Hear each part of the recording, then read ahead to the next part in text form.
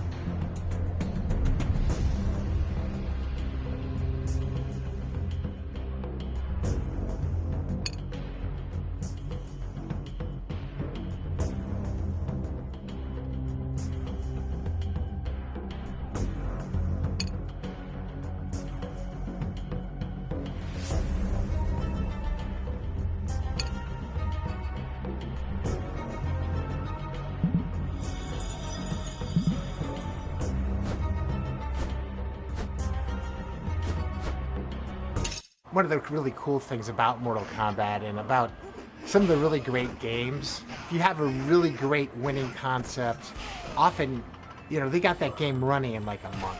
A lot of modern games, it seems like they spend all their time in this graphical wilderness trying to get everything looking so cool, and then they've got like 3 weeks left to figure out what the game is. We had a very fast iteration. I would get art from John. You know, we put it in, and an hour later, we were playing it.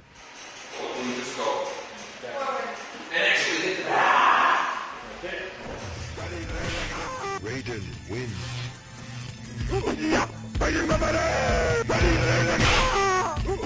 The first time you play it, you just go, this is incredible. You knew you were on the right course.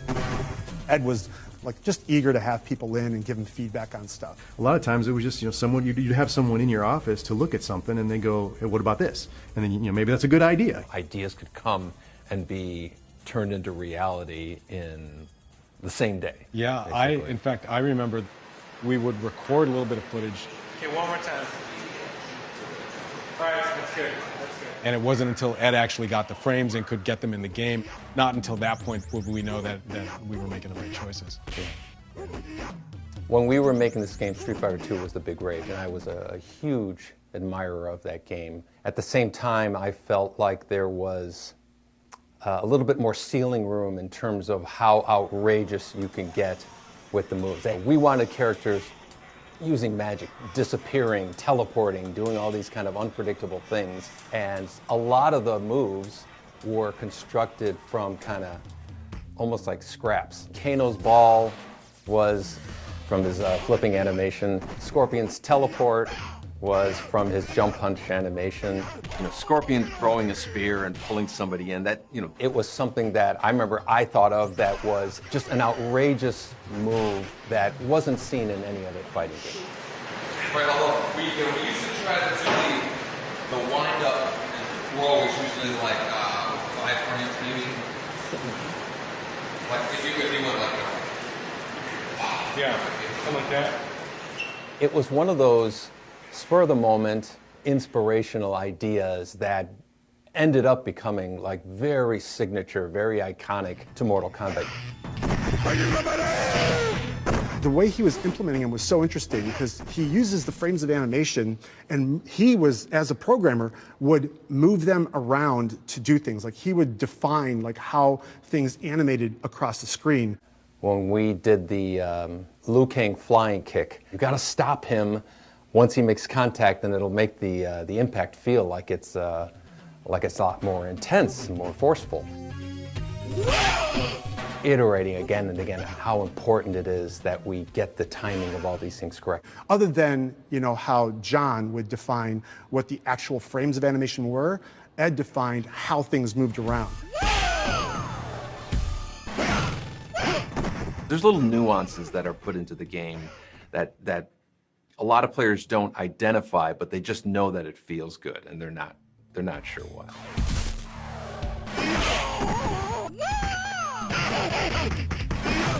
I think that was a hard lesson to learn back in the day of, hey, I want this animation to be really smooth and I want it to be like 100 frames. And it's like, no, it doesn't feel good. It doesn't feel good. And it has to feel good.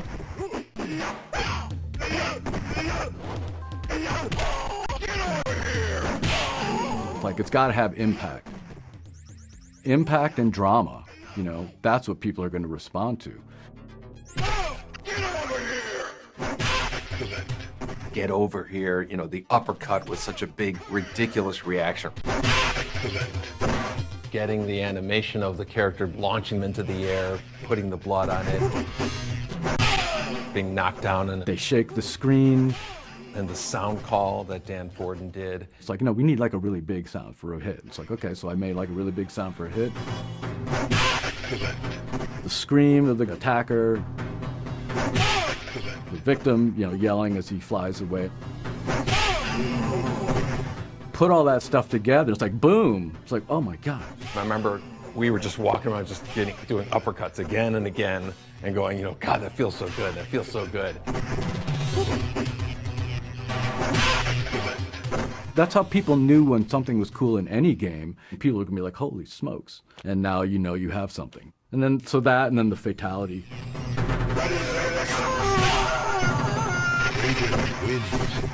Like, fatalities were the big thing that made us a hit.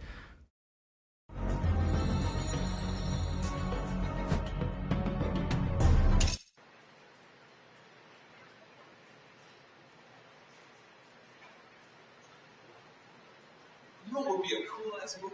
One more time. All right, that's cool. Do ninjas ever have this sort of? That was cool, man. What was that? You pull something like an arrow or whatever, it's stuck into the other guy, and it dragged him across the Didn't you say? Right, although we used to try to do the wind up and throw is usually like 5 frames maybe. Like if you went like yeah, something like that. You can do the wind up. Maybe something more like you do like this, because you know what I'll do? I'll like trail the rope. Right. Can you make where you throw it the plane like let the thing hit the guy in the chest, you know? Because we have a bunch of frames and we can use that as a drag. So when you stop, your arm is parallel with your chest as opposed to way down here. Okay, so try to do it chest level. Okay. A little bit more of a wind up. Then that would be alright, because I could do like a little thing of the rope, more like this, like it's like a little snake in. Oh, you know what? Wait, you know what we should do? After he does that, we should have him do. Well, I think you have to do like yeah, okay.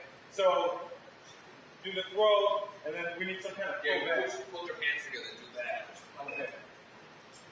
Yeah.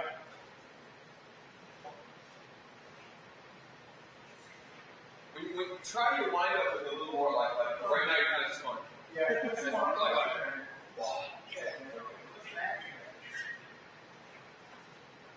Okay, one more time.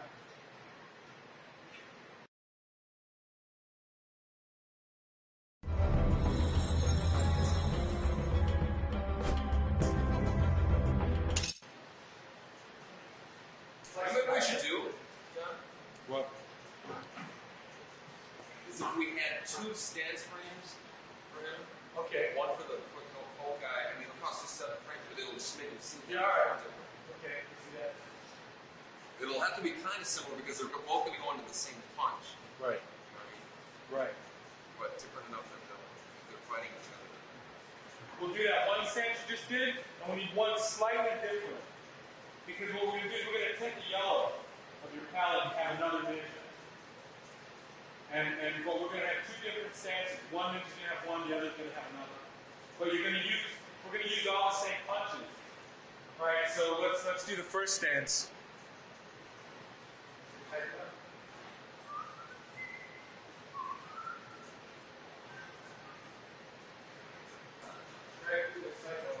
Try doing this on like this.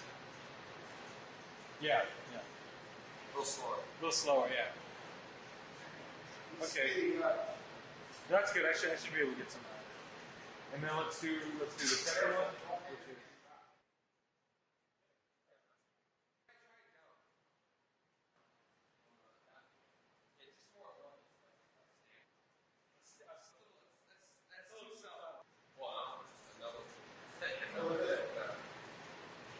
The other hand, kind of the same, but the one that was off before, try it like, along the middle. A little more tucked into your More like this. Right. Yeah. Okay. Yeah, something and like that. Okay, that's good. Yeah, keep it open. Keep it open. You want to remove one? Yeah. Try a little more body movement there. And try to like rock in a repeated manner, something. Yeah. When you just go, and actually hit the back. Like that?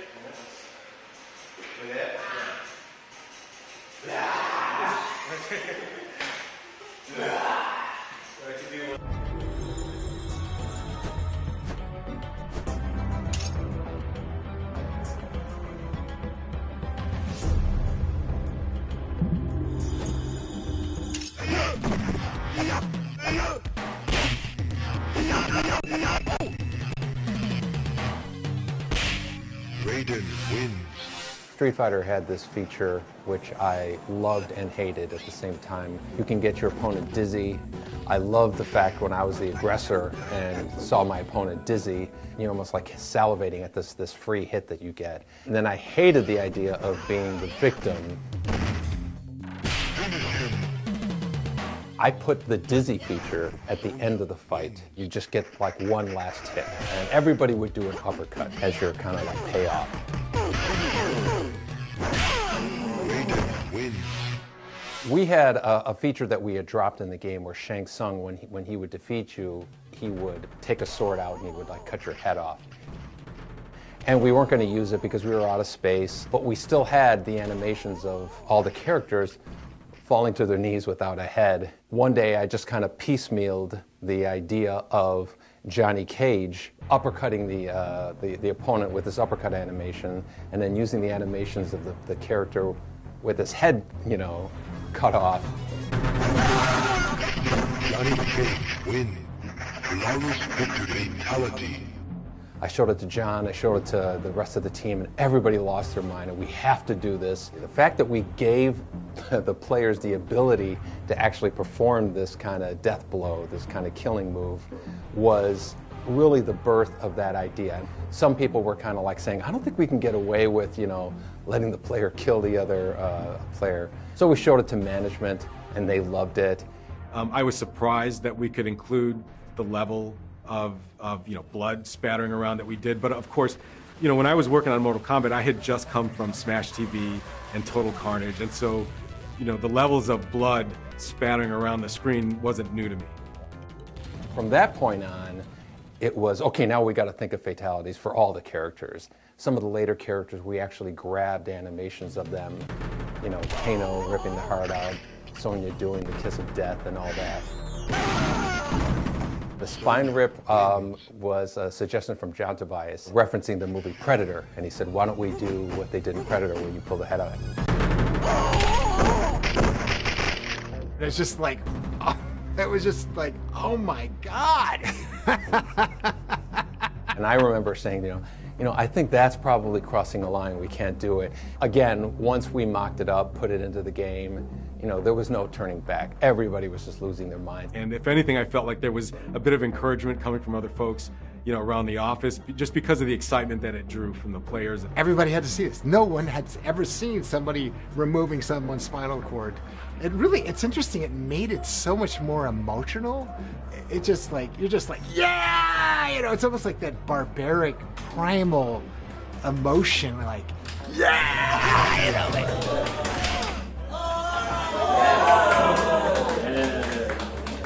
We never performance captured a fatality for Liu Kang. But there were some animations that we had not used. One of them was this really cool cartwheel kick. Whoa. Yeah, let's grab that again, even if we don't use it. Right, we'll use it someplace. We were both like, wow, we'll find a place for that. When it came time to do Liu Kang's fatality, we just spliced on the uppercut animation at the end of it, and it wasn't disgusting, it wasn't gross, it wasn't shocking. Liu Kang wins. And we just kind of reasoned with ourselves to say, well, Liu Kang's the hero, he's a Shaolin monk, he's peaceful, heroes don't kill people, so he just gave him a big uppercut. The process of adding fatalities into the game created so much energy in the whole studio in terms of their excitement for the game that we knew there was no backing out of it at that point. Again, you're in a very small screen environment. You really have to exaggerate things. You have to make it just outrageous. Scorpion wins. We found the Holy Grail. It's like hitting the lottery. It was something that we knew was going to be a signature part of Mortal Kombat. I always judge a great game by how loud players get when you play. You yell at your friends and laugh, and the volume level is a measure of a good game for me. And like I said, it was just fun and it was happy, and that may be the secret sauce.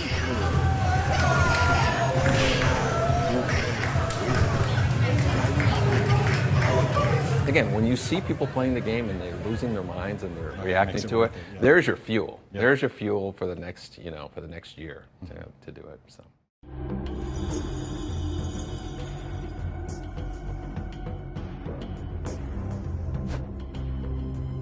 Who put the K in Kombat? I did. I put the K in Kombat. I didn't come up with a name, but the K. This is my story. This is my memory, anyway. I came up with Mortal and the K instead of a C. Yeah, well, you know what's going to happen? We're going to come up with all the names. We're all going to like them, and Ed's going to hate every one of them. Why? DEFCON is overused. Where? Everywhere. I've heard that so many times. Yeah, every time you watch War Game. Ed's probably right behind me, isn't he? Like, oh, no, you didn't. I think there's different stories going on. This is my recollection. It's been 30 years. We had a bunch of words written on a grease board. We didn't have a name, so there was a bunch of possibilities, and one of them was Mortal Kombat. Kombat was written, I don't know if it had a K at the time, but Steve Ritchie, he said the words, what about Mortal Kombat? They had Kombat on their whiteboard, but they were all a lot younger than me, and I'm not sure they ever heard of the phrase, they fought in Mortal Kombat, meaning somebody's going to die. It is what this game is about. It's Mortal Kombat. And when he said that, from my perspective, it was like, whoa, there's the name right there. But I don't remember. Do you remember where the K came from? Yeah, so what I remember was that. And then I think we went to legal with that name, Mortal Kombat, with a C. And they came back and said no, because they couldn't trademark it. Because it was, I guess, a common term. I remember it was John Vogel, right, who wrote the K. Yeah. And in fact, he might have done that before that conversation with the legal department. As a joke, I was in the room with Ed, and as a joke, I changed the C to a K, and we were like laughing about it. Ha ha ha, that'd be funny, oh, it's so stupid. And then, so I said, all right, and I was putting it back to a C, and he goes, no, leave it, just leave the K. And so that's my memory as how it happened. No, it was me, because the C was like, I don't know, just look cooler with the K. That's my thoughts. And then I think we went back to legal and said, what about if it if it has a K. And then they went away, and then they came back and said, yes, you can. If yeah. you put a K on it, we can trademark it. Actually, John Vogle's involvement is does ring a bell for me. I don't think I was enamored with the K. I thought it was goofy. And then when the realization hit that, well, if we change it with a K, we can use Mortal Kombat, it's like, oh, damn it. We're going to give it, like, Vogel was right. Yeah. So whether you hate me or love me for it, now C's are now K's.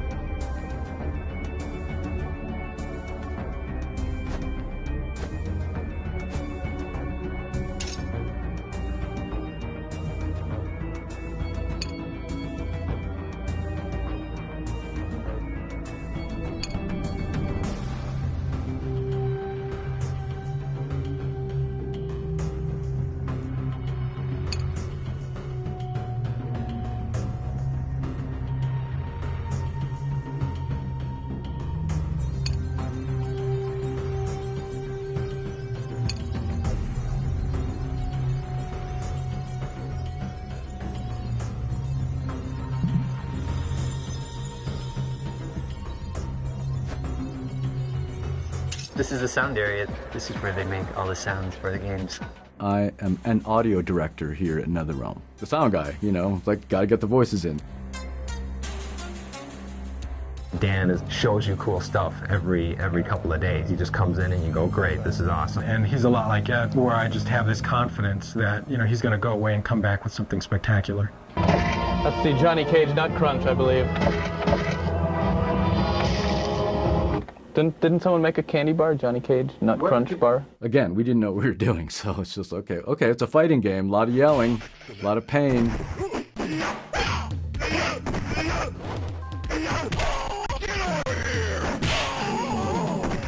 I don't think we had enough memory to record, okay, this is Scorpion's voice, this is Sub-Zero, so we just, like the men, we just mixed and matched. And I think Sonya was the only female in the first one, so we had obviously a female voice for that, and that was hers.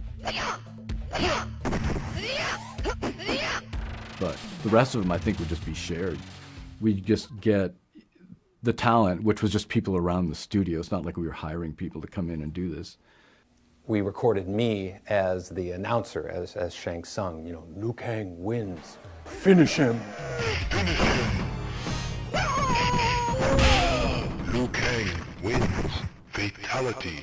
Fatality. All of those kind of classic sound calls was me, because we didn't have somebody with a better voice. Later on, we found Steve Ritchie, who had a much better voice in terms of like an announcer. Baraka wins. Flawless victory. Fatality. I did a terrible Bruce Lee impersonation for Liu Kang. I think I did a yell for Kano. Kano wins. But I was also the voice of Scorpion, yelling, get over here. Get over here. Excellent. Come here. I had worked with Dan Forden for many years at the time. I remember there was another sound guy who thought that was the stupidest thing in the world. And it kind of was, why would a ninja, yell, get over here? That's such like an American kind of thing. Scorpion wins. The idea was, again, the outrageous presentation. We really wanted to have, just yelling and loudness in general into the game. From something that became with such silly roots and beginnings, you can't imagine Scorpion not having the get over here. Ed would get me, this is back in the days of VHS, right? He would get me a playthrough of the background that I'd be working on. these are the instruments that I have, and look at the background, trying to think of like, well, what makes sense musically for this. You try to imagine the action of playing the game and what the music's going to do to like get you revved up. Ever since, I don't know, the 70s, early 70s even, but always liked progressive rock a lot. So a friend of mine turned me on to King Crimson in high school, and that's been like a love of mine ever since. And so there's no doubt that there's a lot of King Crimson influence in the Mortal Kombat music that I wrote over the years. You know, like the very first tune, it's a melody in a diminished scale, harmonized at the fifth. So that sounds like a lot of King Crimson stuff. I think they pretty much liked everything I did. I don't remember doing over too many things. Now and then there would be like, you know, maybe you should try this instead of that, and some sort of corrective feedback. But for the most part, it's just we were just kind of making it up as we went along.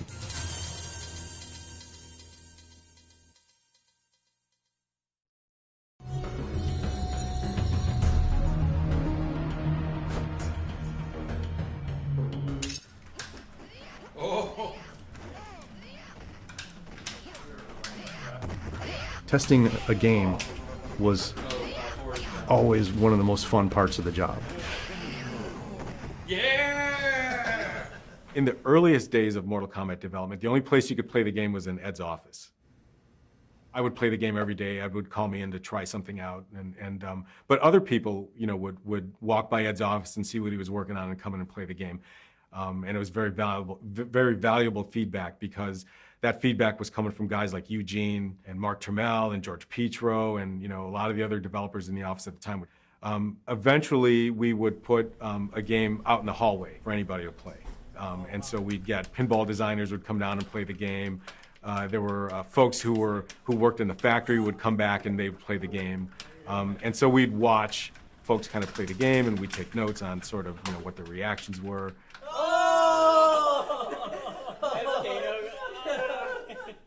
And then eventually that would lead to our first weekend test. Testing the game in the arcade was such a critical part of determining what's working and what doesn't work. Being on test is like one of the best parts, one of the most exciting parts of doing an arcade game. Our first location test was a weekend test that we did, and that was done at an arcade called Times Square. It was a Friday night, so it was packed. The arcade was packed. And there was a crowd around the Street Fighter game. Street Fighter 2 was out at the time. And I just thought, there's no way these guys are coming over to play our game.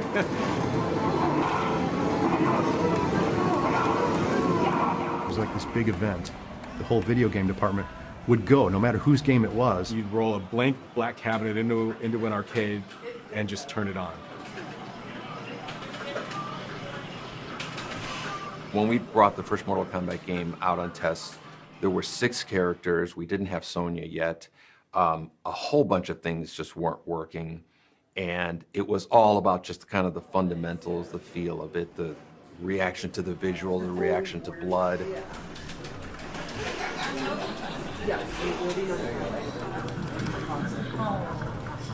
That rush, that reverie, or that destruction and devastation if something doesn't work out, you know, like, it's like, oh, we got to fix that, you know, and it hurts, you know, it feels bad. I remember watching the first player. He was one of the guys from the crowd walking over and looking at the attract mode and then dropping a token in and playing the game.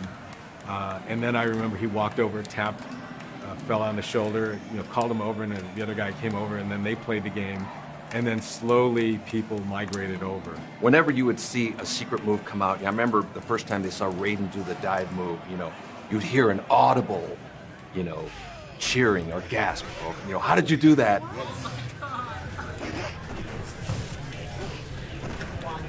Easily the most enjoyable part for me was seeing and hearing reactions from players. And at some point, Ed, I think, went in and he did a fatality.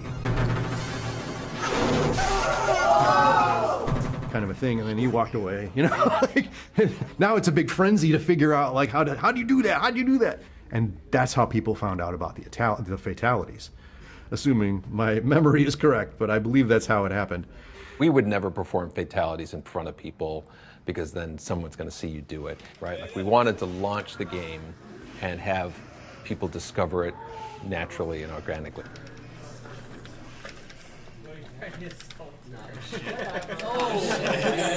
Testing the first Mortal Kombat, there was a certain amount of anonymity, I guess you can say. Like, we could be in an arcade watching with a crowd of other people and be close enough in age to them that we just kind of blend in. You know, what is this new game? And then you would get a candid response. Once you tell them that you worked on the game, then you know, they're not going to say anything negative about it. Across the street from Times Square was a pizza place. And so we would go across the street, get some pizza, and we would discuss, you know, everything that we saw, what was cool, what was not cool, or, you know, what should we change? You know, hey, that was cool. And it was so much fun. Seeing that first game on test was so reaffirming that we had something big.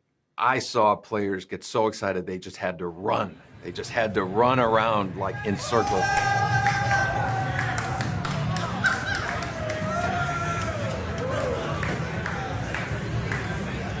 By the end of that night, we had a pack of players around our game, hooting and hollering and just having a, you know, a great time. Players that we saw first see the game on a Friday, we saw them the entire weekend. And I think at that point I thought, okay, we're gonna be okay.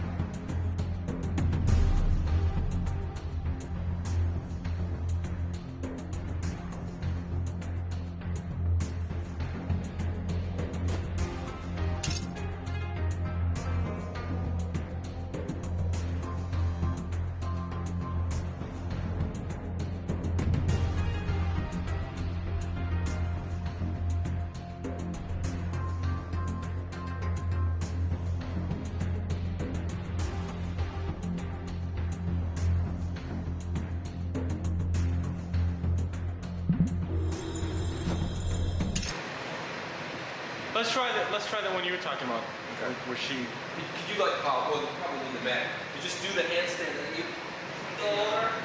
Yeah. All you have to do is just land right there. Can you do that, or is that? That's great.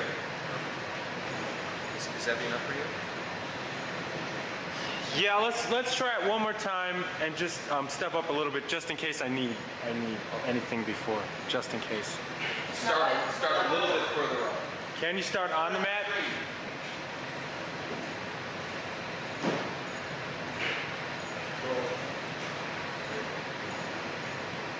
Okay, now once from the middle, act like you're just getting into it. You even have to. This is so we can do the beginning part. She should do it from the stance. Right, from your stance. Get like in your stance and just act like you're getting into it. Actually, she should step up. Move to the middle, like where you're. Okay, that's good. Yeah, that's gonna be a good move. You'll be impressed when you see what we turn that into.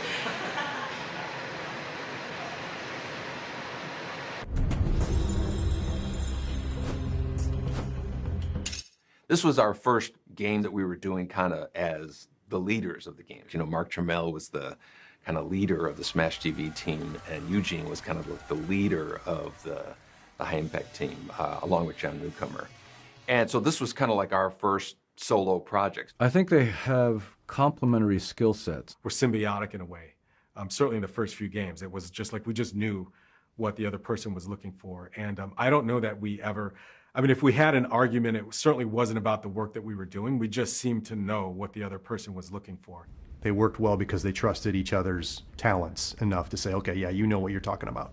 Ed took care of all the programming. John took care of all the art. They just had this unsaid, hey, you know, it'd be fun. Yeah, that's awesome. Let's do it. Working with Ed, one of his great strengths were just his focus, I think, and his ability to just grind and get things done.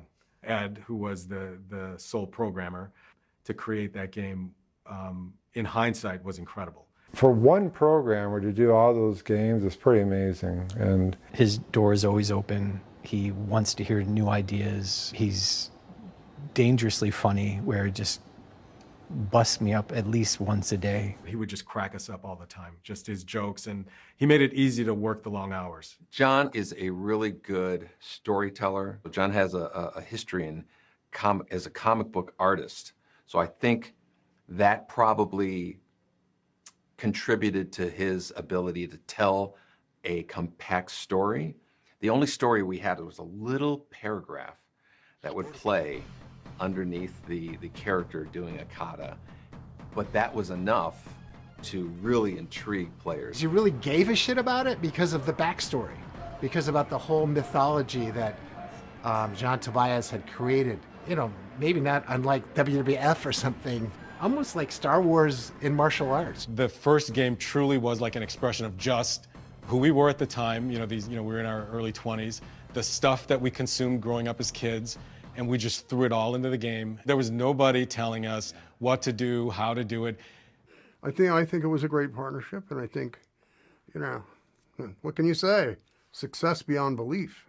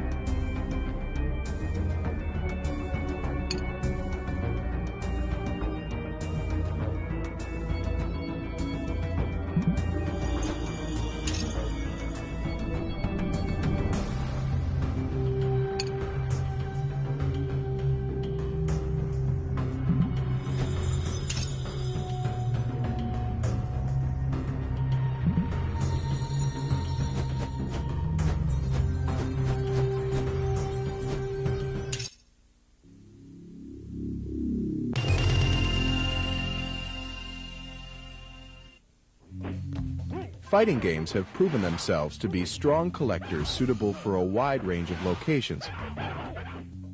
They embody the most attractive elements of the arcade experience: characters endowed with mythic powers, full player control, secret moves, and the kind of unbridled, head-to-head competition that compels repeat buy-in. Now from Midway comes Mortal Kombat. It captures the most popular elements of the fighting game and adds more control, more powerful characters, more depth, more secret moves, and advanced digitized graphics, delivering the most realistic fighting action available. Begin Mortal Kombat by choosing one of 7 characters, each boasting an arsenal of unique talents. There's Johnny Cage, the brash Hollywood movie star; Kano, thief and mercenary; Raiden, the mythical thunder god. Liu Kang, the fighting Shaolin monk. Scorpion, a ninja warrior bent on revenge. Sub-Zero, the ultimate assassin. And Sonya, U.S. Special Forces soldier.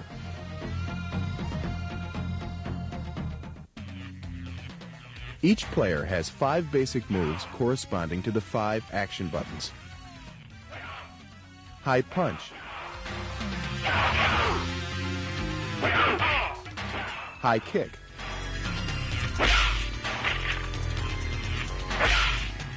Low punch.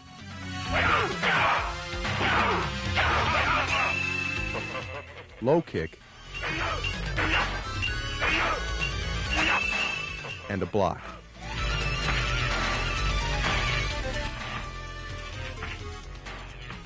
In addition to these moves, players will continue to discover new joystick button combinations. Each new technique provides another competitive edge. For example, moving the joystick away from your opponent while pressing the low kick button will result in this sweep kick. Moving the joystick straight down will put the player in a crouch. By then releasing the joystick and pressing low punch, you'll administer a devastating uppercut. Giant Cage wins.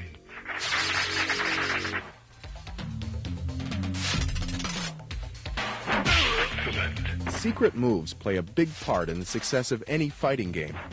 Collections soar as players strive to develop a character's full fighting potential. Mortal Kombat has several times more secret moves than the nearest competitor. The button joystick combinations required to execute these moves are different for each character, as are the moves themselves. And each character's arsenal of secret moves offers unique tactical advantages. If you learn one of Sonya's secret moves, you'll be able to perform this devastating scissor throw.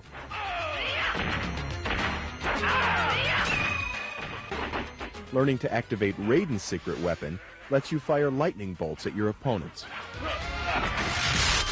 Raiden wins. Victory is achieved by winning 2 out of 3 rounds. Players losing a match will have to buy in to continue.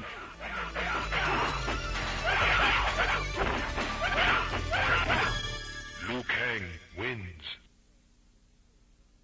Finally, winning 3 matches against paired adversaries will put you in the ring opposite Goro, a 4-armed, unstoppable titan, half human, half dragon.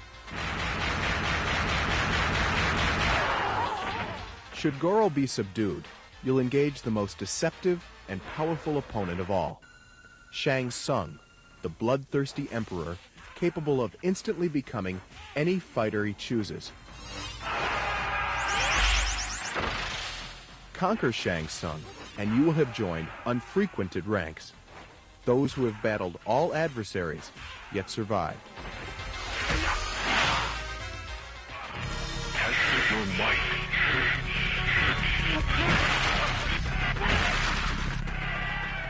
Every 5 matches during both 1- and 2-player games, you'll have a chance to test your strength and win bonus points by smashing progressively harder objects.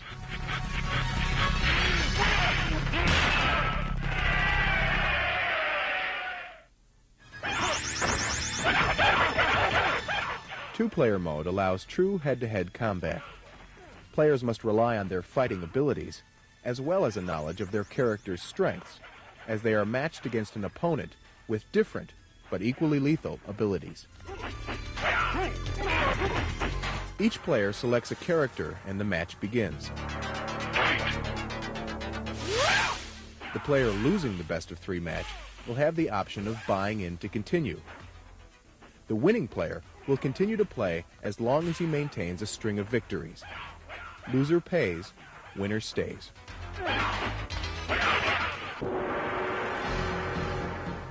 From a technical standpoint, operators will find even more to like. Mortal Kombat employs Midway's exclusive diagnostic package and a sensitive yet durable 8-way microswitch joystick. In addition, operators will want to be aware of a dip switch setting we've included, allowing them to temper the game to fit the requirements of a location. By simply flipping a switch on the CPU board, you're able to remove any depictions of blood that would otherwise appear in the game.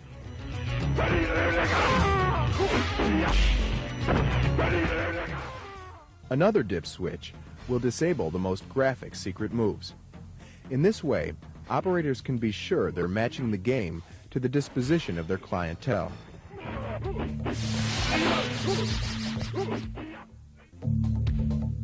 Mortal Kombat is quite simply the most complete video fighting game available. It boasts the industry's most realistic graphics, digitized images of real martial arts experts, heroic characters more powerful than those found on any other fighting game, secret moves to learn and master, and fierce battles against titanic adversaries. All of these elements combine to make this game powerfully unique, the world's most advanced interactive fighting experience.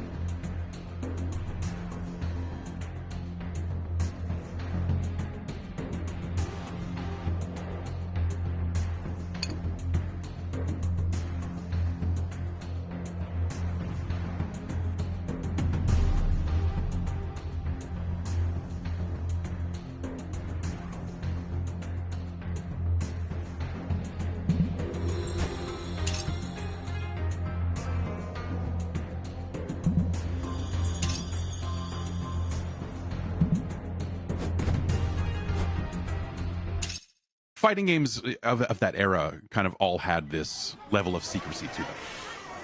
Mortal Kombat, I think, took that to a very extreme level. You had to guess like the moves and had to figure out the codes. I think Street Fighter did something like that, right? They didn't document any of the moves, so we took that same approach.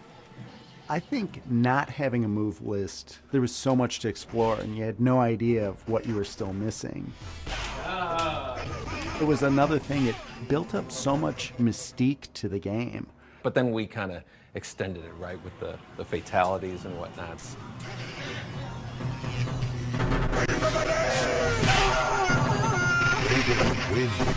Especially at the end with the character Dizzy, there was a certain amount of, you know, what are you going to do? You would see them trying to trigger something else. They knew that there was something secret in there. The announcer's like, finish him! And you go up and go, boom. And you're like, damn it!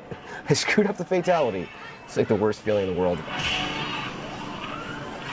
And, you know, everyone was playing as Kano because in the early days before people, you know, knew what most of the moves were, Kano's moves were just, I don't know, move the joystick in a circle real fast and he'll turn into a ball and do it, or hit block and mash the buttons, I don't know.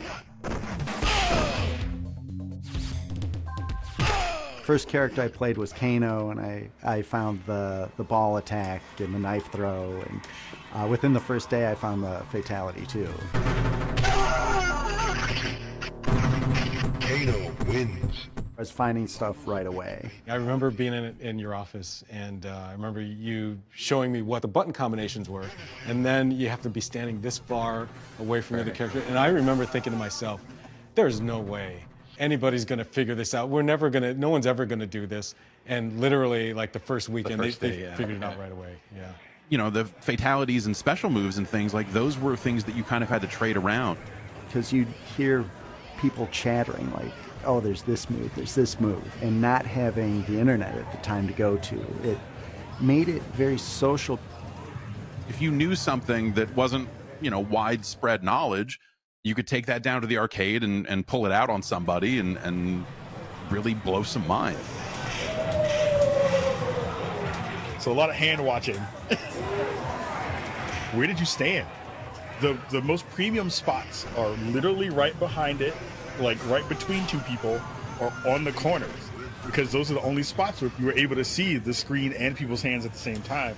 There was so much in there, and it really requires a fan base to come together and share, to work together to play them and solve them and uncover the secrets and all that stuff.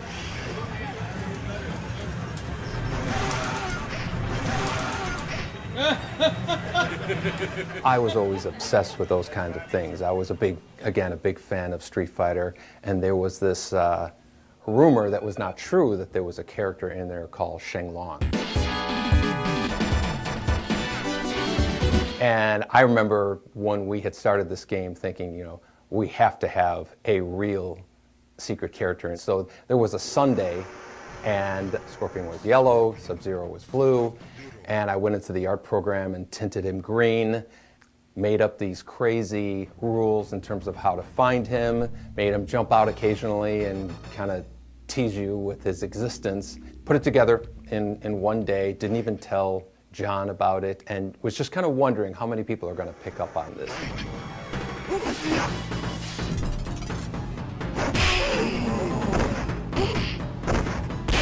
It became a bit of like a Bigfoot. Some people had sightings and some people didn't, because there was this one that was real and was rather difficult to find. It could give players a little bit of creative license to come up with something and say that they did see something else happening in the game. The level of secrets that happened in those first few Mortal Kombat games kind of corresponds with the rise of the internet. And people started trading around like, hey, here's a list of, I think these are fatalities. I remember going home to my dad's house, and he had internet. He had a CompuServe account. And I started just learning as much as I could.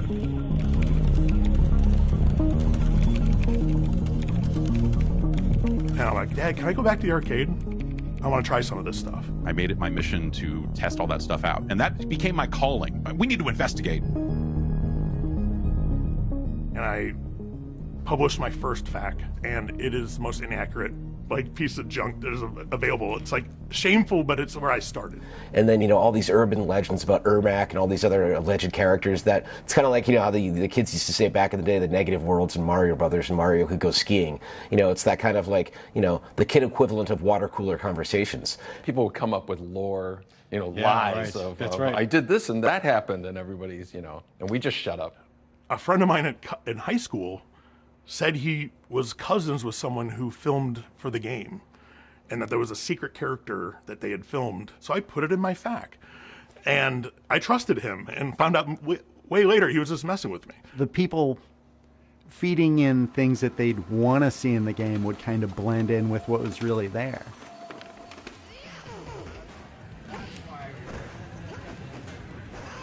Sometimes you'd see a move and then it was gone. You'd be like, I swear this was in there. Did that really happen? There was no way to capture it. A friend of mine, his little brother, was playing the game and told me about Kano's laser beam. Yeah, that's right. And I remember telling my friend's younger brother, there's no laser beam. He's like, no, I saw it. And so I know he's mistaken with what, I don't know what he saw, but he didn't see that. This mythology was being built by the player base.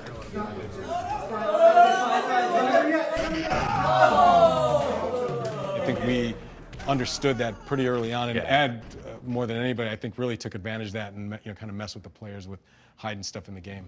Yeah, I remember somebody found one of Sonya's moves, and I foolishly changed it because I read it on a news group, thinking, yeah, I got the best of that. And they did some devious things to keep a lot of those things secret. I think there was a revision of Mortal Kombat 2 where they just arbitrarily changed all the fatalities because everyone figured them out too fast. And it's maybe the most devious and mean thing they've ever done. I remember thinking at that point, yeah, this internet thing has gotten You can't beat it. You can't defeat it. It's just too powerful. One of the fun things about going to an arcade was, a lot of people didn't have the internet just yet. So people would show up with their copy of their FAQ. Once I was there and I saw someone with my guide, like my FAQ, and I was like, oh, where'd you get that? He's like, oh, the guy who wrote it sold it to me. And I was like, what do you mean sold it to you? I wrote it. We had a Mortal Kombat comic book that John drew, and we were the ones stuffing the envelopes, and we started writing messages to players. Sonya has a slide move, She didn't have a slide move. Within a week, I was at, it was like Gala North or something arcade, and some guy was playing Sonya, just keep trying these things. And one of the guys said, what are you looking for? And he goes, I'm looking for Sonya's slide move, Poor guy was, looking for it. But we were just adding fuel to that fire. Most of those secrets went unknown to me until much later in life when walkthroughs on YouTube became a thing. And I was like, whoa, I totally missed a lot of stuff in a lot of games. So to us, secrets were basically replay value. And that was the most important thing for us. Having more to do with the game, having more to discover, more to enjoy. We love the idea of, just this question mark over the game. What else is in there that nobody else has found? And it just made the game that much more mysterious, right?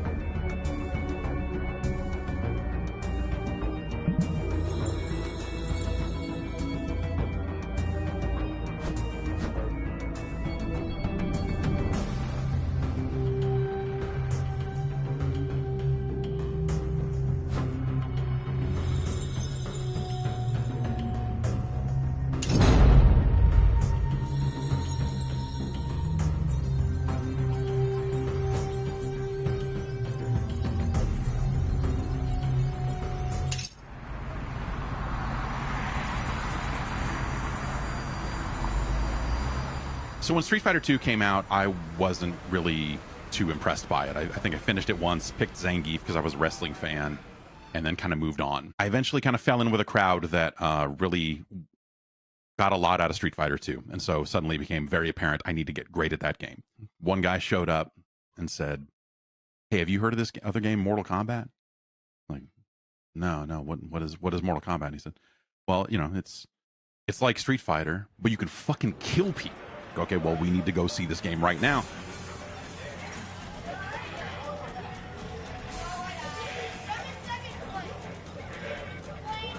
I absolutely remember the first time I played Mortal Kombat.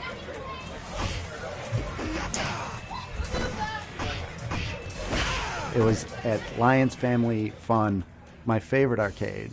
My dad would usually give my brother and me $5 each and let us run wild while he went shopping. I was at an arcade in Virginia. The Q Lounge in the Bronx, New York. It was a space that was half smoky pool hall, half arcade. He took us to an arcade 2 towns north, up to Santa Rosa. There's a place called Systems City. And it was like part skate shop, but in the back room, all the lights were off, and they had like 5 arcade machines back there. I see this huge crowd gathered around a new cabinet. And it was sitting there. There was nobody around it. No one was playing it. It was just sitting there. What is this? I just remember just like a big line around the cabinet. Everyone is crowded around Mortal Kombat. It is simultaneously exactly like and nothing like Street Fighter. You know, the film, the presentation, the real actors and actresses and all of that really just, it's so striking. In Mortal Kombat, when you're seeing those 2 big characters on the screen, I was just like, this is the coolest thing ever. Instantly, it was like, oh, it's digitized. It's real people. It was like, wow, this is incredible. It's like, how are they doing this? How did this game come to be? I was blown away by how it looked. Because it was a violent, bloody game.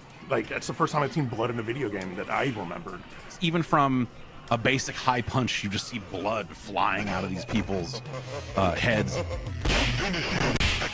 Liu Kang wins. Even if I couldn't do the specials of certain characters, I could fall into a rhythm that just felt so good. Just like, you know, air kick, uppercut. And I was, oh, I feel like the baddest motherfucker in the world. In a time where you didn't see that kind of stuff in games and especially in arcades where kids were, you know, running around with their parents, and parents were still freaking out too, kind of seeing what was happening.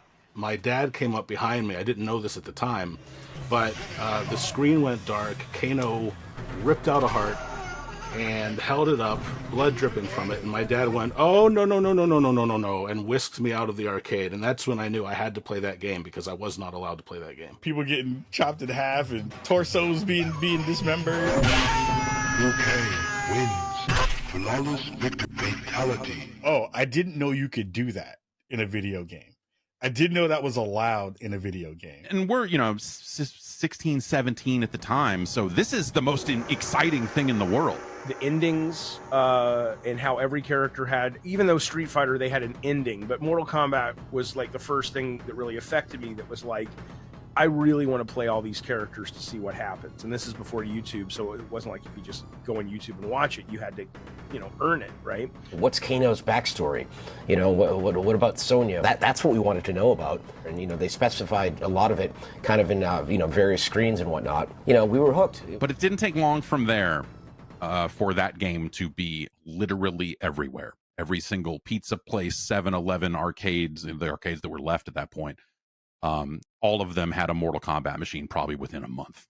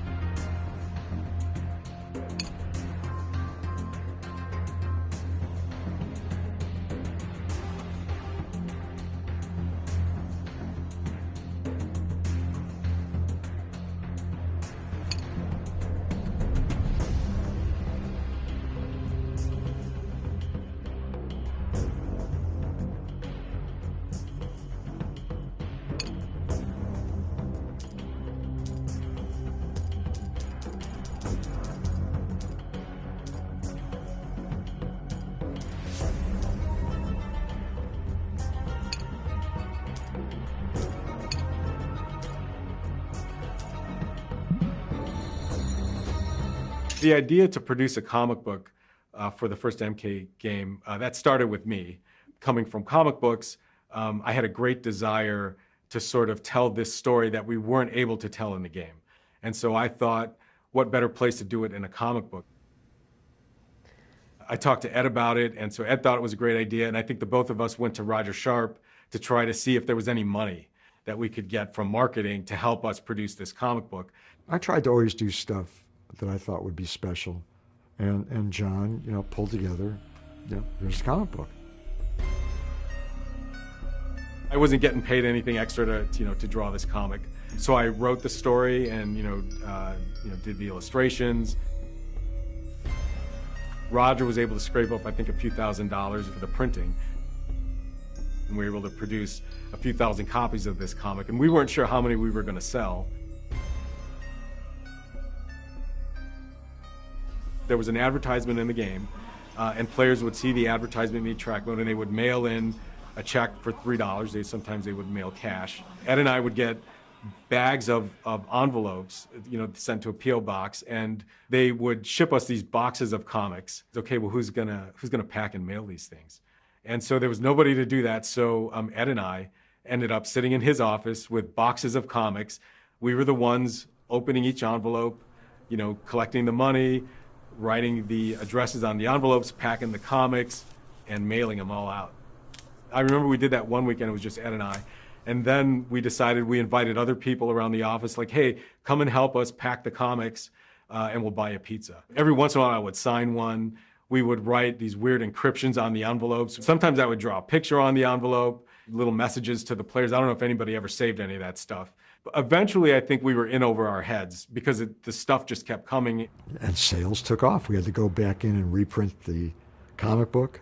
And then eventually Roger, I think, handled, I don't know who he paid to do the packing and the mailing and stuff. We were packaging and boxing up, thank you, Jeanette and Alice, to get everything out to people. But the first, I think, few thousand comic books were hand-packed and hand-addressed by, Ed and myself and a couple of the other folks around the office. And that was the start of the merchandising program for Mortal Kombat.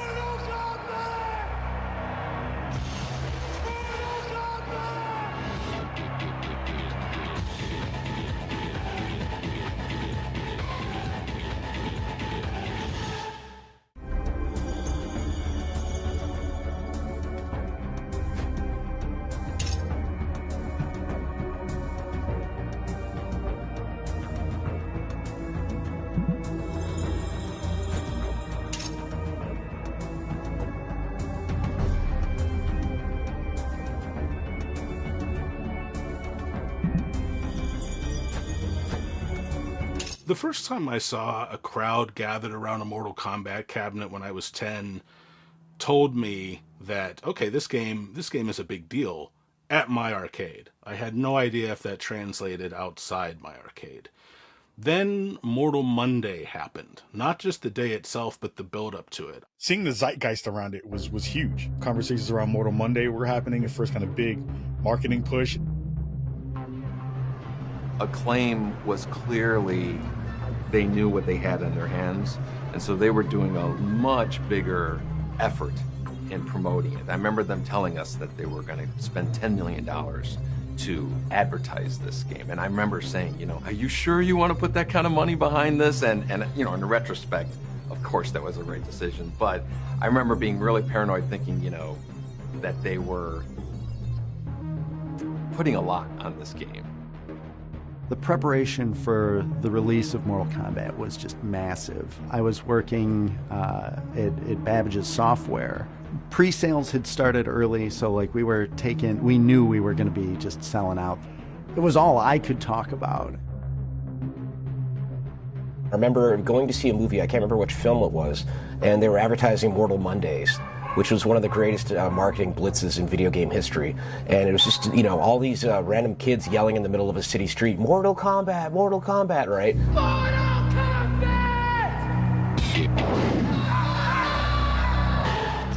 That commercial with like people running down the street screaming Mortal Kombat, and they were teens, and I was a little kid, and teens are the coolest thing you could be when you're a little kid. You don't have to show screenshots or anything else necessarily. Everybody knew. All you have to do is just have somebody out in the middle of the street just putting up his arms saying Mortal Kombat. It's almost like, hi, it's here. It sells itself.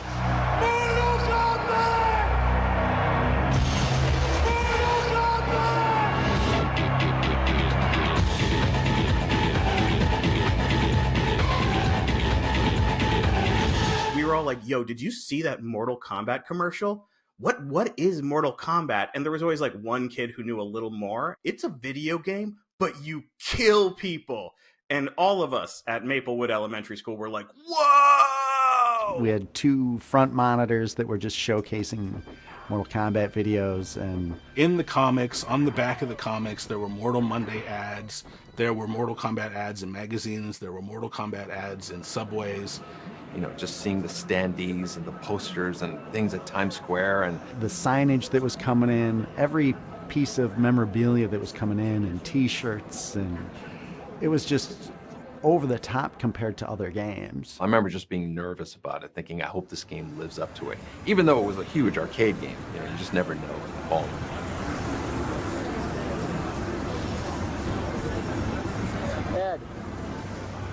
It was insane. There was a giant line, and it was just so exciting. That's when I realized, like, this is actually a bigger deal than maybe any video game that's come before it. Mortal Kombat became a pillar of popular culture within 12 months. It was, I think, the fastest a video game had ever exploded to date. Nothing could prepare you for it. It was, it was just insane.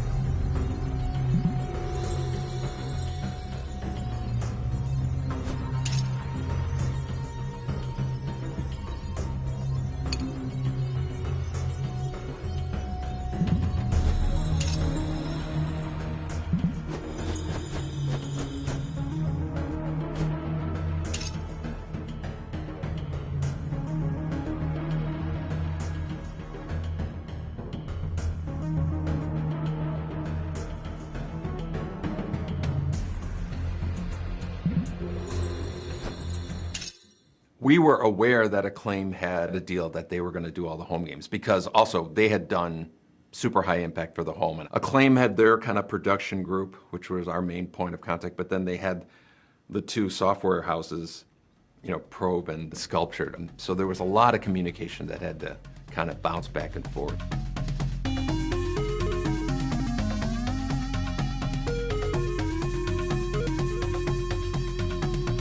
Probe offered me Mortal Kombat on the Mega Drive, the Genesis version, and I said yes. I'm free. I'm available. Like, a job's a job, and I said, well, what is it? They were able to kind of actually bring me an arcade machine into my house.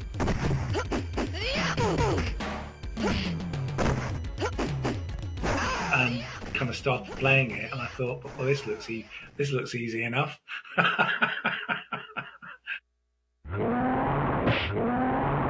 When Mortal Kombat 1 was going to be made for the Super Nintendo, through Sculptured Software, we had a programmer that was from outside our place, and brought him in and said, hey, you're the main guy.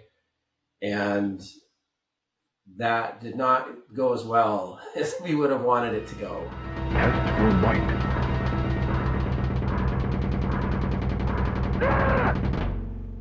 Ed and I would get versions of the game, and so I would give feedback in terms of the pixel art as best I could. Of course, the home games at the time, they didn't have quite the capabilities that we did in the arcade.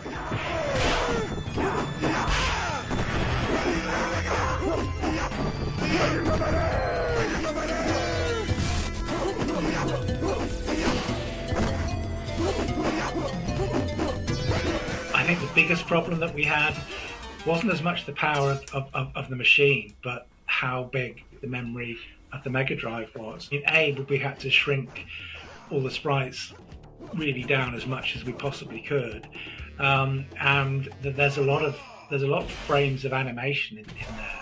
You know, we started off by kind of basically taking out every other frame, and that wasn't enough. So then we had to take out like 3 out of 5 frames, and then kind of concentrate on the important animations, the ones that let you see most. Williams have a like a method of writing. It's almost like a kind of multi-threading. It's like that there's a number of different programs all operating at the same time. So one of those programs operates one of the characters, one program operates one of the weapons, one of them operates the background, and all of those different little programs kind of speak to each other. That isn't a method of programming I had any experience of. It took me a while to work it out. And kind of pro were getting very nervous because there wasn't anything on the screen. I was working, there wasn't anything on the screen. And then eventually I was able to basically kind of translate the original code almost line by line. It kind of worked, and the whole thing kind of came to life.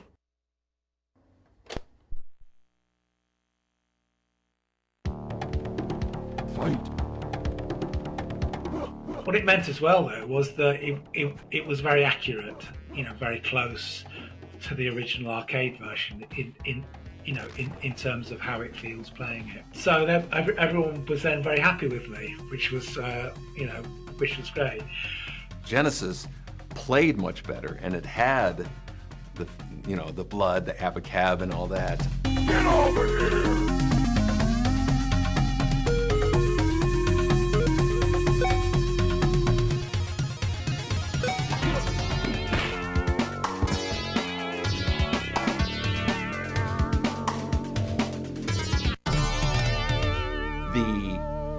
Super Nintendo version looked great, but it didn't play as good as the Genesis version. The programmer that was the lead, but he made some missteps at the beginning of the project, and it was really hard to finish. These were conversions. These were not original games. You're trying to take the code and the assets and port it to that platform. They had this little multi-processing system in there. He said, I don't like the way that works. I want to do it my way. So he's going against the grain the whole time. Johnny Cage wins. The quality of the game was something that was important to us. I know Ed was a stickler in terms of what he was willing to approve. Come here!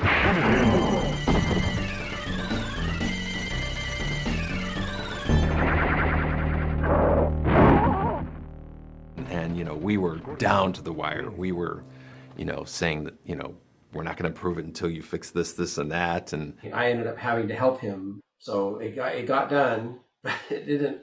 It played not quite as well. They needed to build millions of cartridges, and there's lead times involved with that. And so those two things kind of conflicted a couple times, and there was some tension there.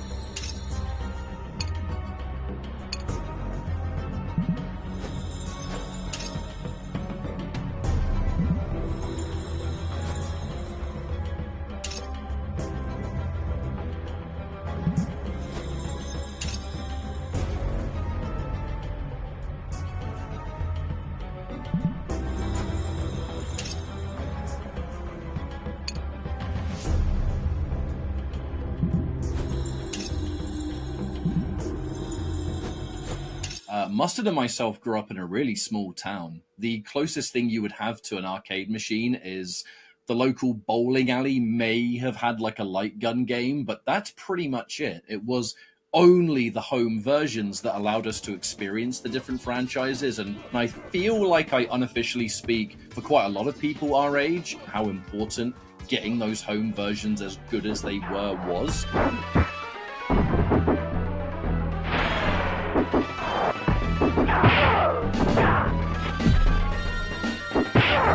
So that the rest of us could still experience it in different parts of the world that arcades weren't as common, especially those small towns. Which side was I on in the home versions? There's only one side. Like, what do you know, it's just the Genesis version. There's only one version of the game.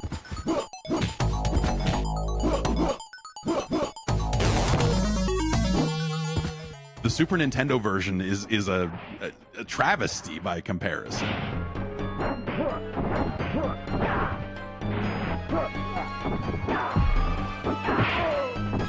I actually thought that even though the Genesis was a little behind graphically than the Super Nintendo, I liked the grittier look of the Genesis version. It really felt kind of down and dirty the way Mortal Kombat should. I mean, also the Genesis version had the blood code.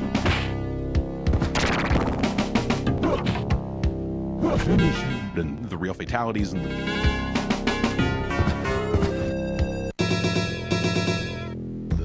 Dullard code and all the other cool stuff in it. I think that made up for like the music in the Genesis version being really hokey and some of that other stuff. My friend had a Genesis. They got Mortal Kombat. His mom would come in every now and then just to look at the screen to make sure there was no blood flying. Finish him.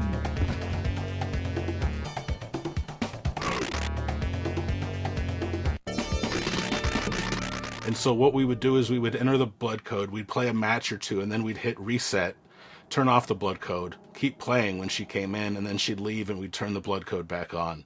Nintendo screwed the pooch when they didn't allow the blood in the game, and they instead put sweat in it, which the Genesis version outsold the SNES version like 3-1 or something like that. Everybody wanted the violence, they wanted the blood. The Super Nintendo version feels like mud. Like the act of playing that game is so unlike playing the actual arcade game. So I really wanted Mortal Kombat. Not just to fit in, but because I loved it. I wanted it so bad, but my family didn't have a ton of money. So I scraped together all the money I had, and I was able to finally afford Mortal Kombat for the Game Boy. And that game is a experience.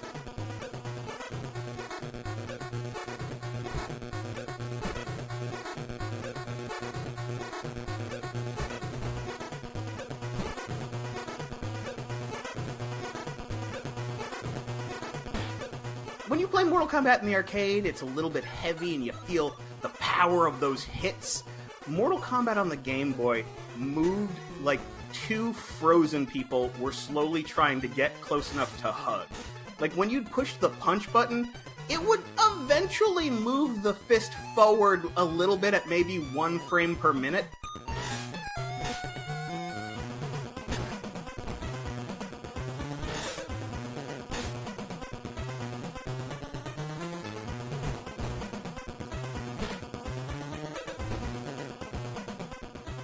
I cannot do a fatality in this game. I know for a fact they exist because the computer can do the fatalities on that pit level. Instead of having them fall off the stage onto spikes, at the end of each part of the level were just little drawn spikes in the background that you could knock them onto. And I think that that was their like makeshift solution for having a stage-based fatality.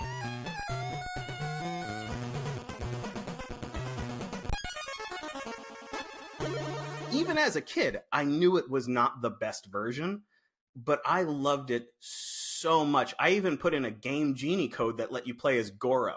Like, I did every secret possible. I was gonna squeeze every single dollar I put into that game.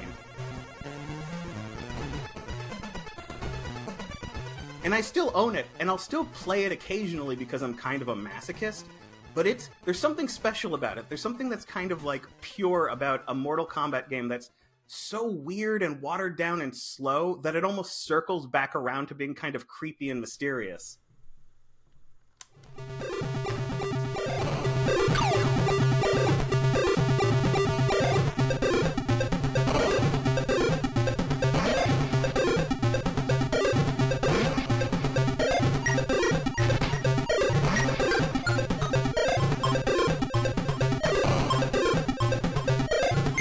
I mean, they may not have been like arcade perfect, but to us, we didn't know any better. We didn't have anything to comparison. All we cared about was just, you know, play the game, have fun with it, you know, and enjoy what we were doing, and that was about it.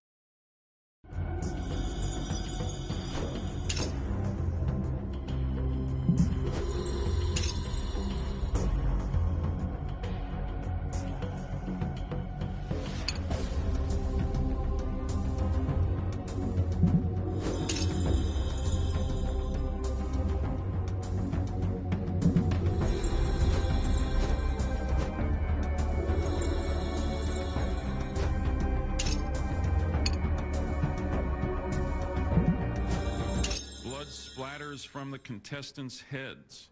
When a player wins, the so-called death sequence begins. The game narrator instructs the player to finish, and I quote, finish his opponent.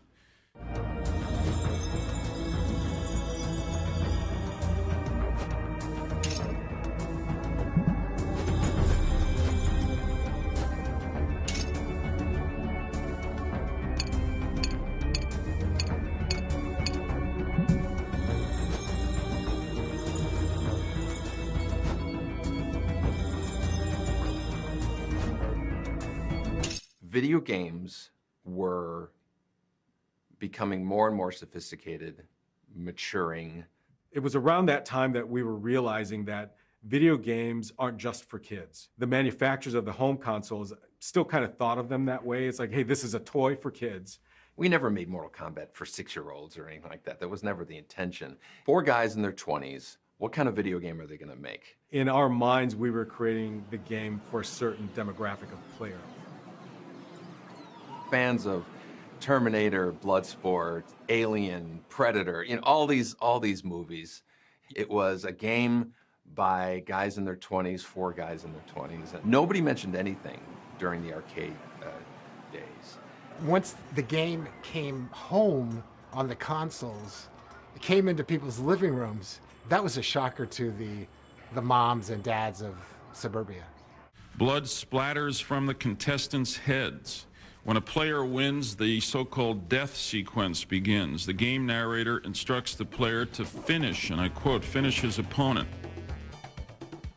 My parents were very worried about the violence in Mortal Kombat because eventually they saw the news stories. They saw the news stories that were like, you could rip out someone's spine or you could light them on fire. Like, I had a friend who was not allowed to go to another friend's house because he had played Mortal Kombat with him. And we also really didn't see a lot of animated blood in video games back then. It seems so commonplace today. What is the difference in between this and violent movies? Why is it different? No one's looking at movies in the same way as they're looking at video games. Rock music before it, and comics and heavy metal. You know, I grew up at a time Elvis Presley's body was blacked out from the waist down because he was gyrating, and God only knows what that's going to do to today's youth. I do think that there was a number of kind of politicians and other people who were looking for a scapegoat. Kind of this was it. It came along at the right time. Kano wins. Flawless victory. It was just like, video games are bad, and these are the ones doing it. I think the thing that made me most angry about it was it just felt like no one involved in any of this had ever actually played a video game or seen this stuff outside of very carefully selected footage. It was like fairly like kind of innocuous, and it was like kind of cartoon violence. And yeah, it seems violent, but ultimately it's really just funny. Yeah, it's like Evil Dead, isn't it? The very idea that like Mortal Kombat was somehow going to destroy society or the fabric of our youth or anything was always ridiculous. These home games had no system of ratings, right? Like a CD would say explicit lyrics or something. A movie would say rated R for violence or, whatever. And I think to me that was the fundamental issue. Somebody noticed and somebody objected to it, and we certainly didn't disagree with it. And so I think that the reaction from Congress and everything at the time almost to me felt appropriate. Yeah, I'd say having the conversation about violence in video games and ratings in video games ultimately is something that was going to happen sooner or later. Is the industry going to be able to self-regulate, or is the government going to have to come in and do a bunch of really dumb things? I think that the rating system helps people make more informed decisions about what they're buying, and that included Mortal Kombat. If you're a parent who bought their kids games, they probably shouldn't have been playing Mortal Kombat unless you could supervise them. It was the next step in the maturity of the industry, and the rating system was kind of emblematic of that. It was a way to say, hey, here's this type of game, here's the type of content, make your own choice. The rating system and stuff that came from it felt like the right choice, to make. I think that if video games were like a squalling infant that was just learning how to crawl, Mortal Kombat got them toddling on their feet.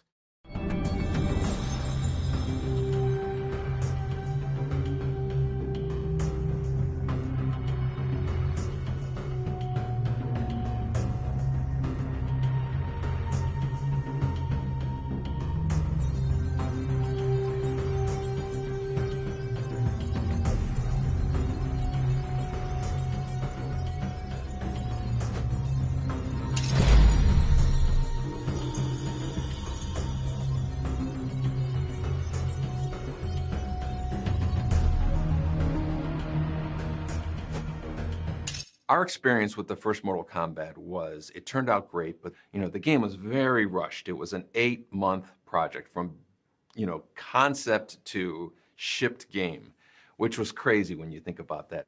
Certainly in my head, there was 10 things that I would have done differently. Shortly after Mortal Kombat 1, Ed and I started to think about what do we want to do next. And one idea we had was we wanted to do a Star Wars game. Ken Fedesna came down, and I remember us talking excitedly about Star Wars. And Ken's response was, Star Wars, what are you guys talking about with this Star Wars, business? You guys have got to do sequel to this game. And so that was the first time that I thought, oh, okay, I guess, we're signed up for a sequel. So new hardware came, new tools came. Warren Davis and all these guys, Todd Allen, everybody was like working on tools to make things better, and we just inherited that.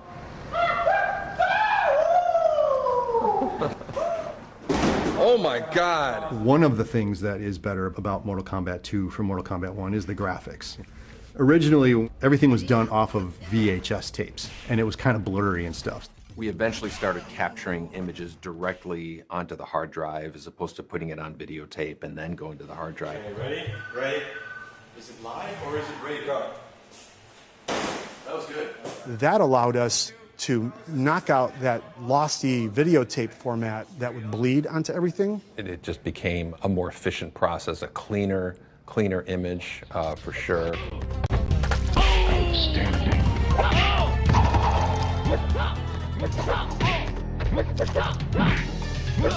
We added much better kind of combo system that was going. Jax wins. You know, you could turn around and kick.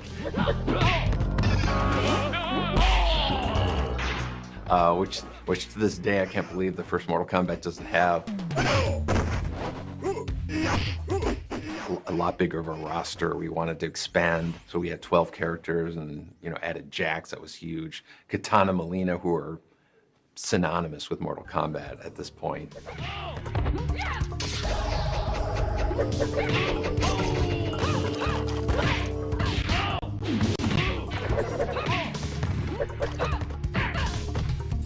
One of the reasons I know that we swapped Sonya for Katana Molina was because of their masks.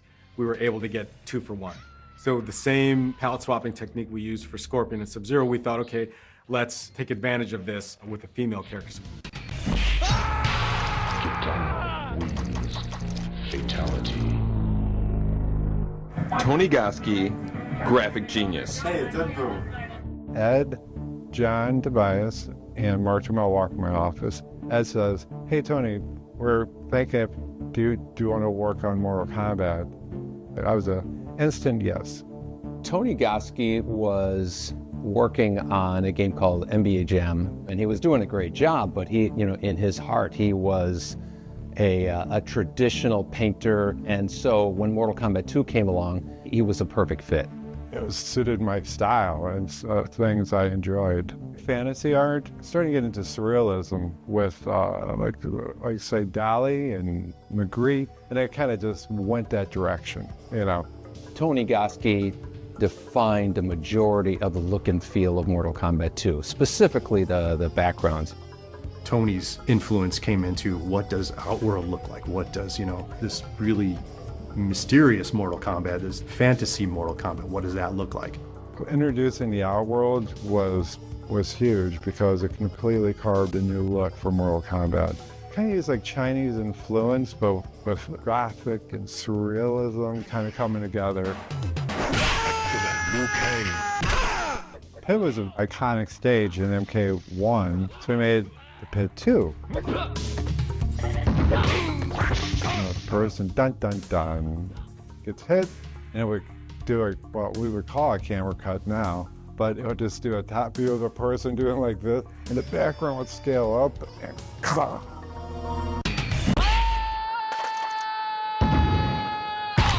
Reptile wins. He came up with this living forest, and he put my face on the trees. Oh man. Albert Brooks all over it. All had to be drawn. No digitizing for Tony. What? I did digitize the tree and Ed's face. We would digitize Ed, and then I would draw on top of it the bark and everything to make it look like a tree. Obviously, about like horror movies and things that are like shocking.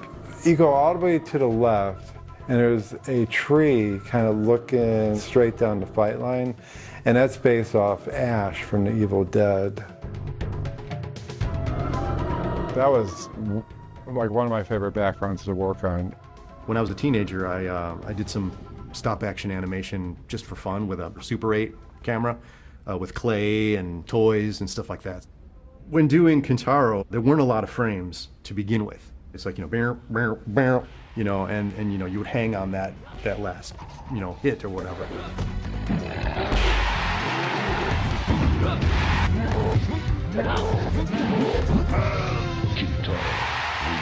I would sort of try to mimic what John was doing with main characters as I was doing Kintaro.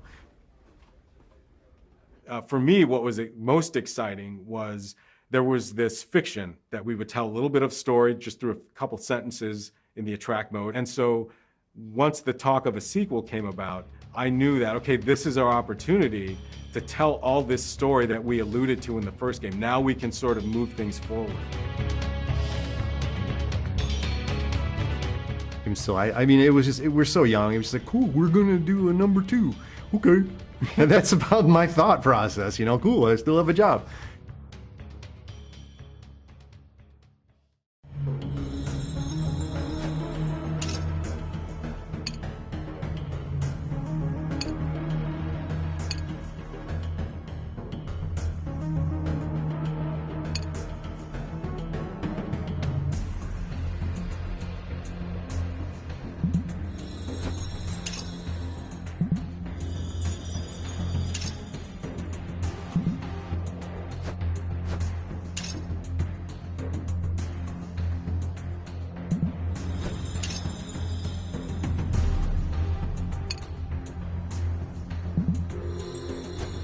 You know, initially we had Ed being the announcer for the first Mortal Kombat as Shang Tsung. Kano. Scorpion. Fight. Excellent.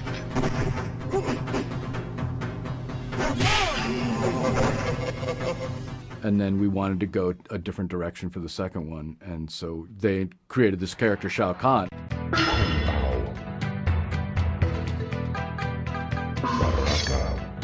Round 1, fight. And I'm sure everyone was like, oh yeah, that's going to be Steve. You know? It's high impact football! Fire, power, 1, 2, enemy destroyed. I am the Black Knight. Voice work in games, I loved it. I loved doing it. If they wanted me, I was there. If you want a dude with a heavy, deep voice, then you could pitch it down some more and make it sound super basso profundo, that's the guy. They wanted me to be a 200-year-old Asian man, you know, martial artist. Dan had a structure and a language and a way for me to speak. Here's the list, do these things, and then a little bit of coaching. Sonya, Baraka. Round 1, fight! And he, you know, did a great job, and that's it. That's what you hear in the game. Finish him.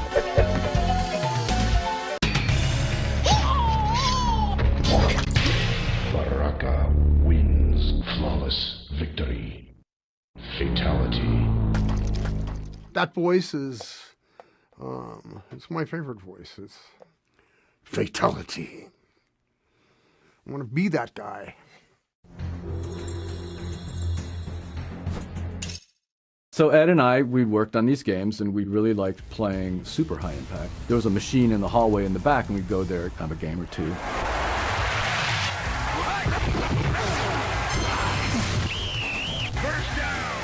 In that game, you pick your play, and then the lines come together before you hike the ball. And so as they're doing that, I'm saying, I predict that you're toast. And that evolved into, I predict toasty, and Ed would crack up. George Petro said, you guys should put some of that silly stuff you do in the game.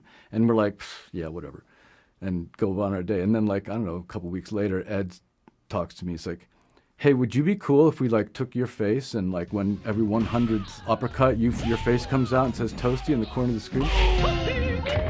And I'm like, sure. Let's do that. So that's how that happened.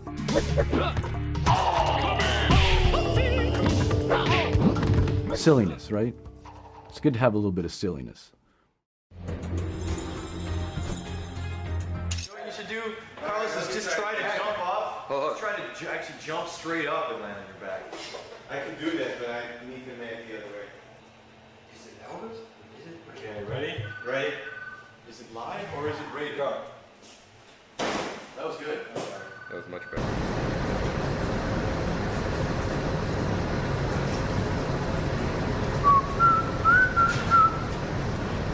There's a story.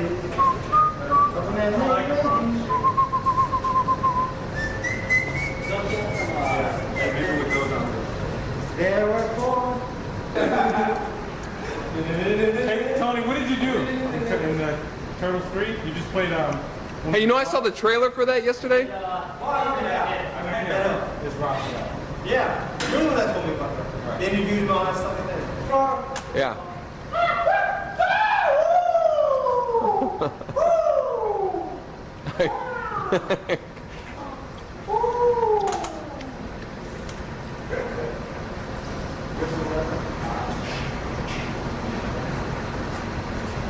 Right, but it's like 2 frames that Right. that we use.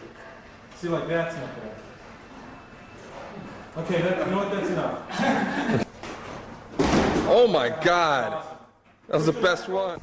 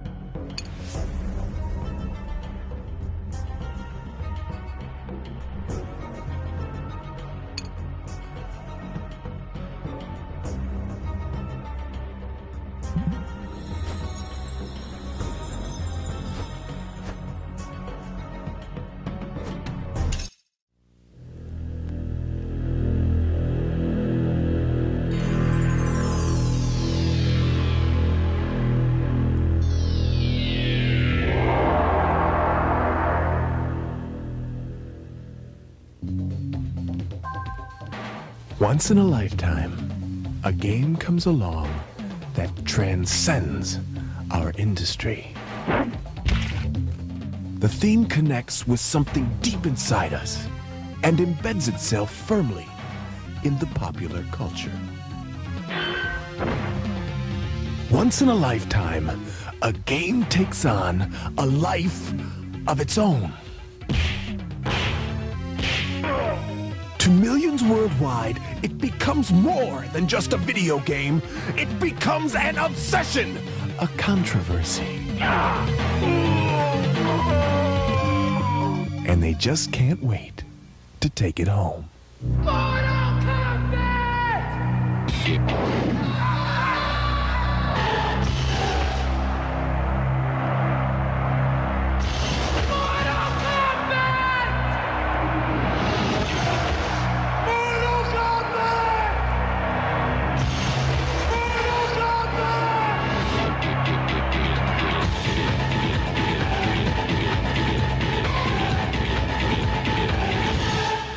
We've created a monster! Actually, we've created several.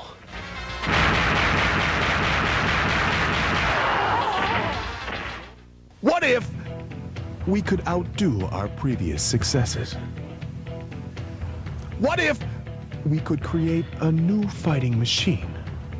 One that eclipsed every fighting game ever made. One with more depth and more characters.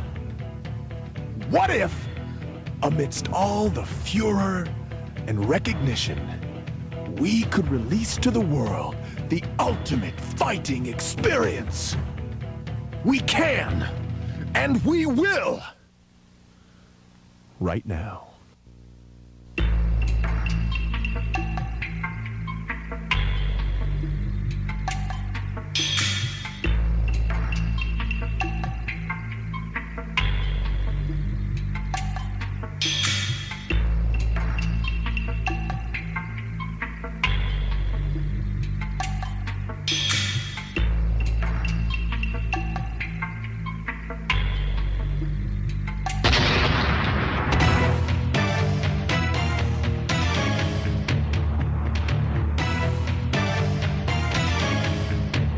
It is Mortal Kombat 2. More characters, 3 times more images, more secret moves, more battlegrounds, more hidden surprises.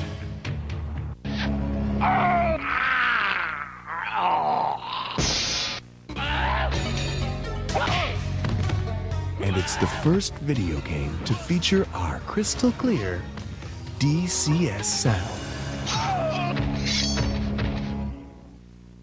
These are the 12 combatants. Each possesses an array of special strengths.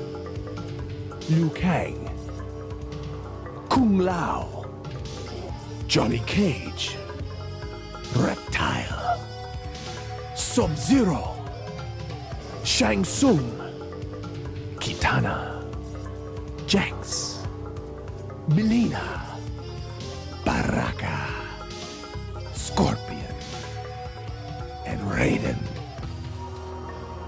Get to know these characters, because when it comes to fighting for profits, they're all in your corner. Mortal Kombat 1 has started an unstoppable global fire, and notoriety has fanned the flames. The world's players have embraced these characters, and they're begging us for more. Never before has a game been so perfectly poised for such massive success. What was a roaring blaze will now become a raging inferno of profit. Get ready to feel the heat of Mortal Kombat 2. The world's ultimate fighting machine.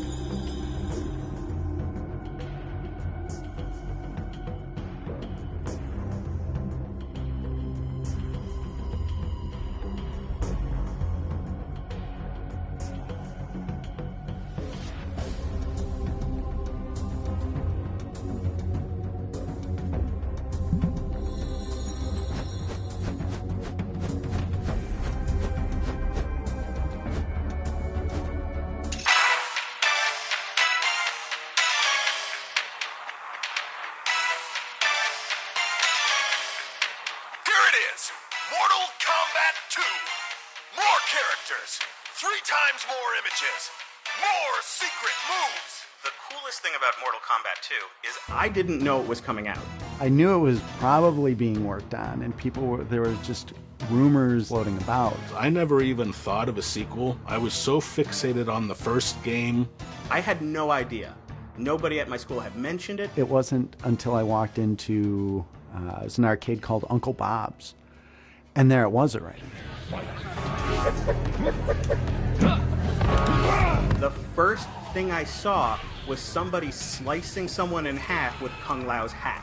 And I remember being like, what? There's a Mortal Kombat 2, and it is crazy! A friend came running into band class one day and said, oh, there's a Mortal Kombat 2. I saw this new character. He's a monster. He's got knives for hands. Baraka was the first character I picked. I kept pumping quarters in. It was so exciting to see the advancements and the new characters. There is a specific reason that Mortal Kombat 2 is my absolute favorite game in the entire series.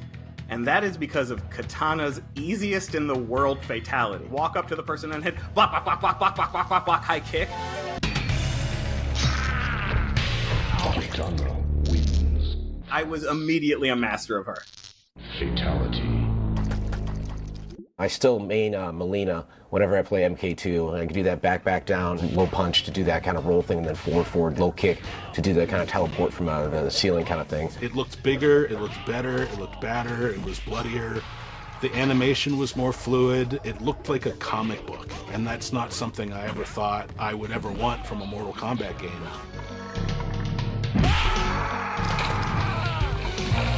Sub-Zero wins. Fatality. But like I said, I never even dreamed of a sequel. One day there it was, and it was fantastic. The favorite characters are back, so you have kind of that step into it. The excitement was just incredible. I remember seeing Mortal Kombat 2. It's the level that has it Shao Kahn, the big bad guy, who had the people chained up on the pedestals in the background. You were fighting your opponent, but there was the sense of storytelling in the actual level design. And that was one of the first times I had seen that and been like, that's really cool and that's really, really clever. And I still bought the Game Boy versions, just because Game Boy was the system I played the most. And what's interesting is that Mortal Kombat 2 for the Game Boy is fantastic.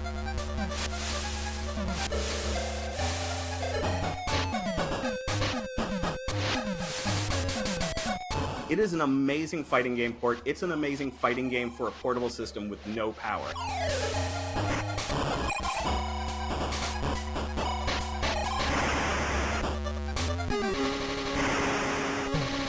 I played a ton of Mortal Kombat 2 on Super Nintendo. I would have friends over. My living room kind of became a mini arcade.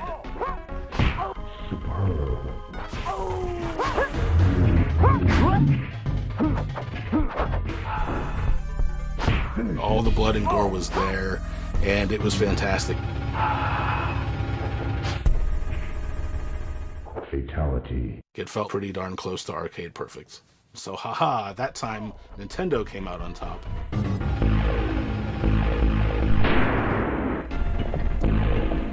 Raiden wins. Fatality.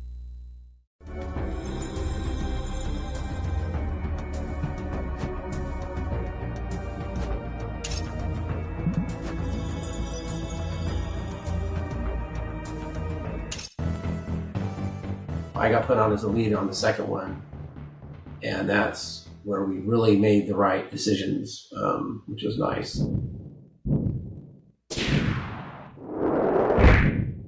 The idea was to just convert the code line by line and build the multi-processing system so it would work on the Super Nintendo, which of course is a different language of assembly. Finish.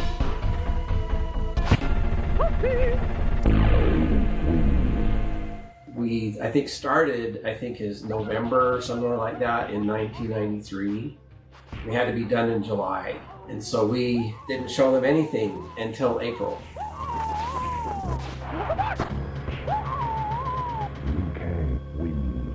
just got our first pass of Mortal Kombat 2 for the SNES. Wow. The entire video department here at Midway is absolutely blown away at how well you have matched the feel of our arcade version on Mortal Kombat 2. We can already see that this will be the version to have, as the graphics and gameplay are awesome.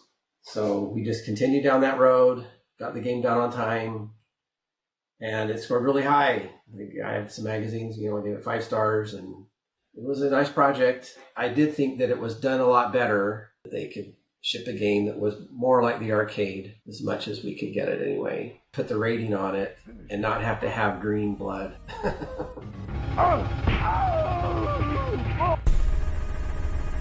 Johnny Cage wins. I don't know if the Genesis guys would debate me, but I felt like it was the de facto version for at least Mortal Kombat 2. And the ongoing debate that still sort of seems to rage on up to the present day, like between the SNES version and the Genesis version.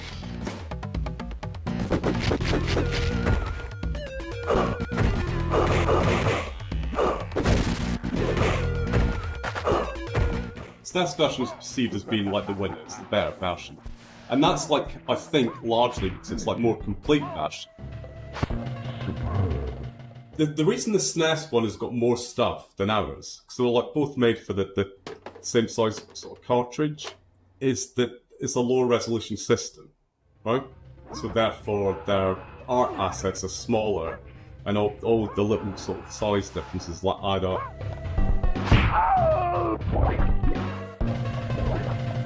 Jax wins. You end up with space for fatality. Fatality. The fact that the speech samples are missing, that's the thing that like kind of stands out to me.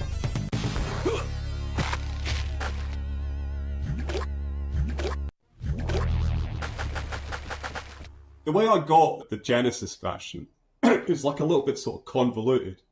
Basically, Paul had done the first one, Paul were offered the second one, and they offered it to Paul, which is like kind of logical sort of thing to do, and Paul turned it down. Idiocy, stupidity. At the time I was offered it, I did think that actually MK2 wouldn't ever come out, that it would be banned. There was a bunch of people in the studio kind of talking about violence and talking about this game, and so I didn't particularly want to spend all that effort on a game that then got banned. Hindsight's a wonderful thing, isn't it? So then they offered it to me, right? And I'd never done any Mega Drive stuff before. They used this thing that is like a cooperative multitasking system. And it's the first time I'd ever like kind of come across it, and like once I like kind of understood it properly, I loved it. I thought it was fantastic. Basically, I ripped it off. But every game that I wrote subsequent to that, I used that system.